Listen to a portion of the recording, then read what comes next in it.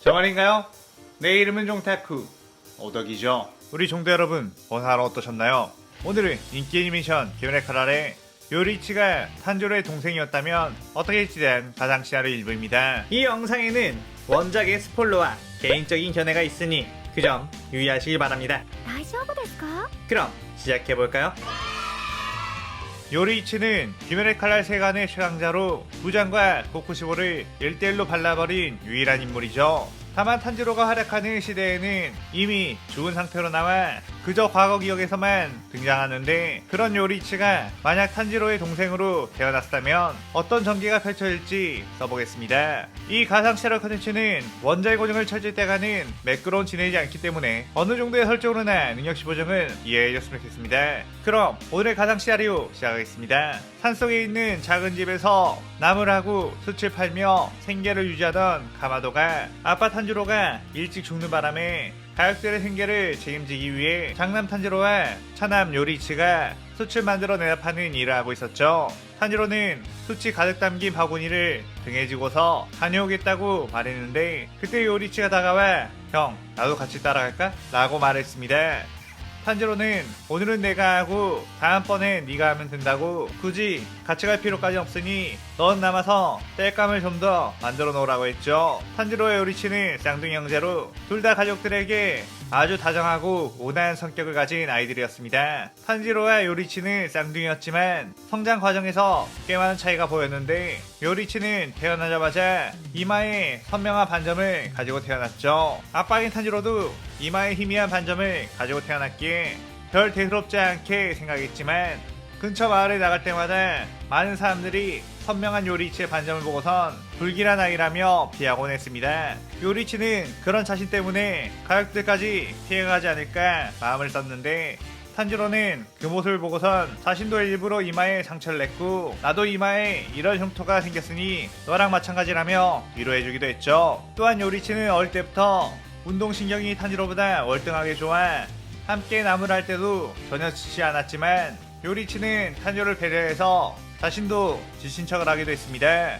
그렇게 하루하루 번갈아가면서 탄지로와 요리치는 숯을 마을에 내다 팔았고, 오늘은 탄지로가 마을로 내려가는 날 요리치는 나무를 하고 있었는데 갑자기 여동생 네이코가 쓱 다가오게 되었죠. 요리치는 무슨 일이냐고 물었고, 네이코는 드디어 물어볼 수 있겠네. 오빠 저번에 그거 어떻게 한 거야? 라고 물어봤습니다. 요리치는 그게 무슨 소리냐고 물었고, 네이코는 저번에 그 거대한 곰을 죽인 거 우연이 아니잖아. 오늘만큼은 꼭 자세히 들어야겠어 라고 했죠. 최근 네이코는 약초를 따라갔다가 거대한 식인곰을 만나게 되었는데, 네이코는 그저 공포에 질려서 달아나지 못했고 두려움에 정신이 혼미해져 버렸습니다. 그런데 그 순간 누군가가 뛰어와 그 곰의 목을 순식간에 도끼로 베어버리며 네이코를 구해주게 되었죠. 요리치는 그때 우연히 도끼를 휘둘렀는데 곰이 방심했던지 그대로 당했다고 해서 넘어갔지만, 네이코는 아무리 생각해봐도 그런 사나운 짐승을 단번에 베어버렸다는 건 보통 능력이 아니란 걸 깨달았습니다. 요리치는 네이코의 닥달에 어쩔 수 없이 사실대로 말해줬는데, 자신은 태어날 때부터 남들과 다른 것이 보이는데 만물의 이치, 모든 것을 꿰뚫어 볼 수 있고 상대가 어떻게 움직일 것인지, 상대의 약점이 무엇인지를 단번에 파악할 수 있다고 했죠. 그런데 그 순간 네이코의 딱밤이 날아와 요리치의 이마를 때렸고, 네이코는 거짓말, 방금 이것도 못 피했잖아 라고 비시고 웃었고, 요리치는 부드러운 미소를 지으며 동생이 날리는 공격은 피할 수 없지 라고 했습니다. 그렇게 저녁이 되고 식사를 마친 가마도 식구들, 꽤 시간이 흘렀음에도 불구하고 탄지로가 오지 않자 동생들을 슬슬 걱정을 하기 시작했죠. 요리치는 걱정하지 말라고 분명 마을의 어떤 아저씨한테 붙들려서 하루 자고 가게 되는 것일 거라고 했습니다. 그 아저씨는 가족들을 병으로 잃어 외로워하시는데 꼭 탄지로 형이나 나를 보면 음식을 대접해주려고 한다고 했죠. 엄마는 그렇다면 참 다행이라며 그분께 꼭 감사 인사를 드리라고 했고, 요리치는 알겠다고 했습니다. 그런데 밖에서 인기척이 나게 되었고,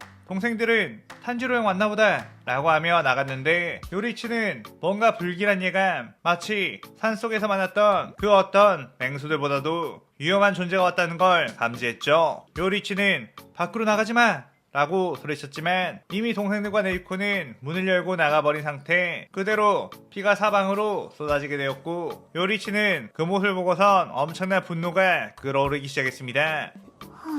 가족들을 해친 존재는 창백한 얼굴을 하고 있지만 악한 기운이 가득했고 저건 인간이 아니라는 걸 단번에 알게 되었죠. 요리치는 곧바로 뛰어들어 그 남자를 발로 걷어차버렸고 그 남자는 그 발차기를 맞고 저 멀리 튕겨져 나가버렸습니다. 그 남자는 저 녀석은 뭐지? 이 몸을 발로 차 날릴 수가 있다고? 라며 어이없어 했는데 그 순간 울컥 피를 토했고 자신의 갈비뼈가 모두 박살나 있다는 걸 알 수 있었죠. 하지만 그는 태초에 오니 무잔 이 정도의 부상은 곧바로 재생할 수 있었고 저 건방진 녀석 어디서 무술을 배웠나 보군 이라고 하며 사정없이 공격을 하기 시작했습니다. 요리치는 처음 상대해보는 오니의 능력에 당황했지만 무잔의 공격이 어디로 올지 전부 다 읽을 수 있었기에 피할 수 있었죠. 하지만 요리치가 피한 그 촉수들은 다른 가족들에게로 날아가 해쳤고 요리치는 저 공격들을 피하기보단 전부 다 막아내야 한다는 걸 깨달았습니다. 그의 요리치는 도끼를 들고 무자의 촉수를 베어버리기 시작했는데 자신의 촉수의 강도는 웬만한 강철로도 벨 수 없는데 저런 낡은 도끼로 베어내고 있다는 것에 기가 찼죠. 무자는 네 녀석 도대체 정체가 뭐냐?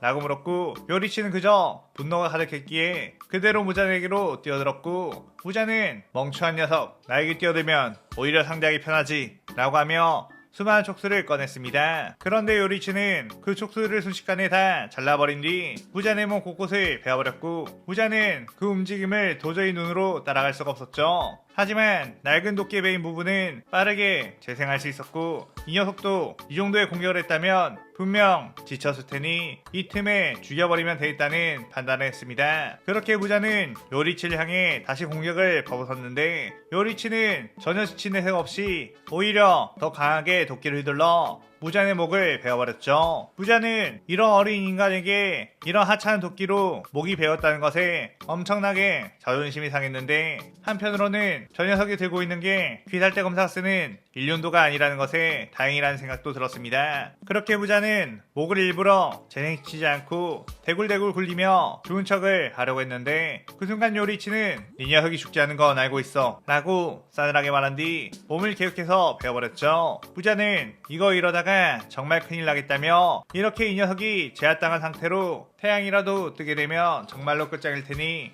어떻게든 여기서 도망쳐야겠다는 생각을 했습니다. 무자는 일부러 자신의 피가 주입되어 죽어가는 요리치의 가족들 중에 한 명에게서 자신의 피의 독성을 제거했고 요리치에게 지금 나를 계속 상대하고 있으면 내 남은 여동생마저 죽게 될 거라고 지금 여동생을 병원에 데려가서 치료하지 않으면 죽게 될 거라고 했죠.